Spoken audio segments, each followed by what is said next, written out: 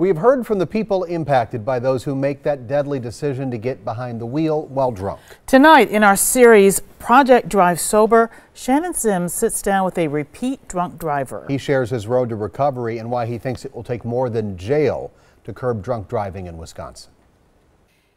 It took this man running out of gas on the freeway to finally realize it was time to get sober for good. He's not proud to admit he's been intoxicated on Wisconsin roadways more than he's been caught.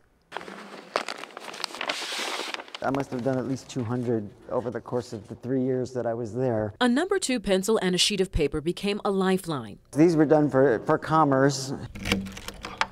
Todd Hallfelder spent days and nights sketching in a prison cell. That's my therapy. I was able to put up and get my feelings out in a lot of ways. I was able to go to other places in my head and make them real. Developing his artistic skills while serving time as a repeat OWI offender. It was just visible. I needed to go away. I've been slapped on the wrist so many times. And even the judge pointed it out that I hadn't gotten punished enough. Todd is one of nearly 222,000 people here in the state of Wisconsin that have been convicted of an OWI 2 or more times. That's like the same amount of people who live in Waukesha, Brookfield, Wauwatosa, West Allis, and Brown Deer combined. I was a party boy. I just like to go out and I drink, and I drink too much.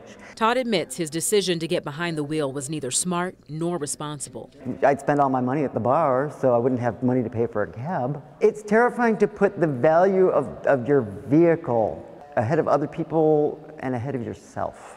The night he was arrested for his 7th OWI, Todd ran out of gas on the freeway. The officer pulled up behind me because I had my flashers on, and he said I was slurring, and that was that. When you were sentenced to 3 years for your 7th OWI, was it a wake-up call?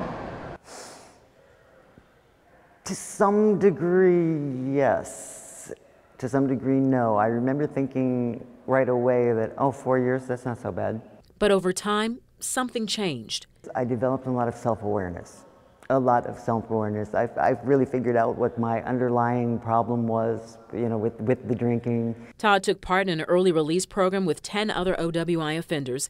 He says 3 out of those 10 are already back in prison. He believes offenders need to be constantly reminded of what they've done through classes and dialogue. I want to see realistic changes. Education is just a big part of everything. Conversation is another big part of everything. For now, his outlet is at the Milwaukee Art Museum. This exhibit we're sitting in is an attempt to engage people in dialogue. Well, we need new conversation. We need a conversation about the DUIs. He works as a guide in a new exhibit featuring photos from inside California's San Quentin prison. This to them, when they saw it, could have been just brand new. Todd is not proud of his convictions that led him down this road to recovery. He just hopes his transparency leads others towards making a better choice before getting behind the wheel. If you were to ask me, am I going to stop drinking? Well, maybe not. Maybe I'll have a drink here and there, but my car won't be anywhere near me.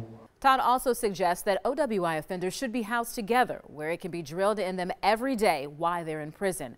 Todd is also working on having his artwork displayed in a gallery. Sounds good. He's talented. Thank you, Shannon. And we want to hear your story of the impact of impaired driving.